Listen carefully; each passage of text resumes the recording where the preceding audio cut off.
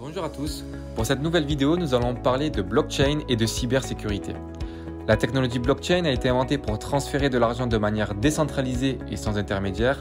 Cependant, cette technologie a bien plus à offrir que le simple transfert d'argent. Elle peut également être un outil stratégique pour la cybersécurité.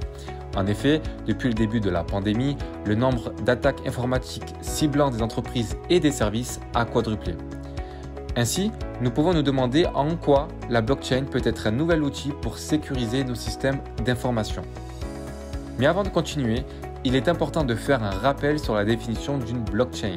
La blockchain est une technologie de stockage et de transmission d'informations transparente, sécurisée et fonctionnant sans organe central de contrôle. Par extension, une blockchain constitue une base de données qui contient l'historique de tous les échanges effectués entre ses utilisateurs depuis sa création. Cette base de données est sécurisée et distribuée, c'est-à-dire elle est partagée par ses différents utilisateurs sans intermédiaire, ce qui permet à chacun de vérifier la validité de la chaîne. Mais alors quels sont les apports de la blockchain à la cybersécurité? Nous allons voir que grâce à la blockchain, l'information est protégée, accessible, disponible et garantie. La blockchain s'appuie sur des protocoles de partage pair à pair. Un réseau pair à pair est constitué d'un groupe d'appareils qui stockent et partagent collectivement des fichiers. Chaque participant, donc chaque nœud, agit comme un pair individuel. Pour bien comprendre le fonctionnement de ce réseau, prenons l'exemple du réseau client-serveur.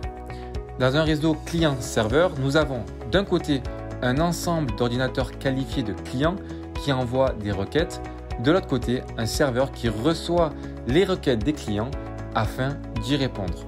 Ici, le client ne peut pas remplir la même fonction que le serveur dont il dépend. Les réseaux pair à pair diffèrent complètement des modèles traditionnels. Tous les clients agissent aussi comme des serveurs. En d'autres termes, il n'y a pas de point central de stockage. C'est pourquoi nous parlons de réseaux pair à pair pour désigner plus précisément les ordinateurs reliés entre eux. Contrairement au modèle traditionnel, la méthode de transfert de l'information proposée par le modèle pair à pair apporte une nette amélioration.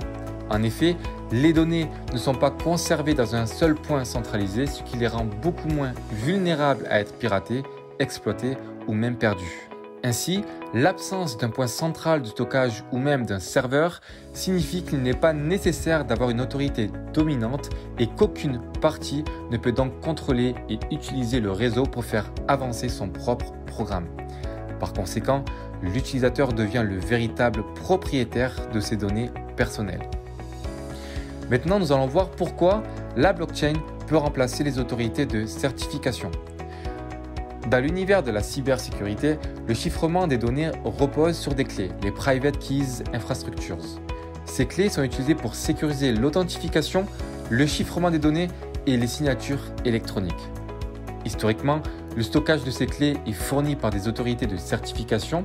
Ce sont des programmes de confiance qui garantissent le stockage et la distribution des clés et des certificats. Le caractère centralisé de ces organismes crée une dépendance à des intermédiaires privés que l'on ne choisit pas forcément et qui imposent leur confiance au reste du réseau. La blockchain apporte une nouveauté en permettant de se dispenser d'une tierce partie de confiance. Ainsi, le fait de remplacer une autorité de certification par une blockchain et donc par un grand nombre de machines connectées rendrait ces clés encore plus robustes et fiables.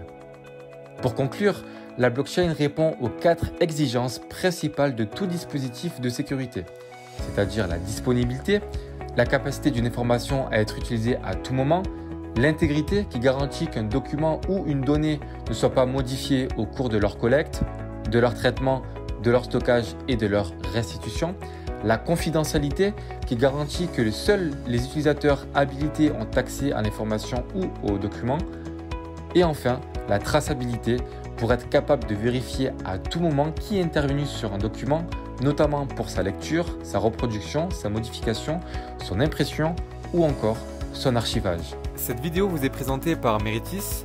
Vous pouvez nous retrouver sur meritis.fr, sur LinkedIn, sur Instagram et sur Twitter. Nous vous remercions donc de l'avoir visionné. À bientôt pour la prochaine vidéo.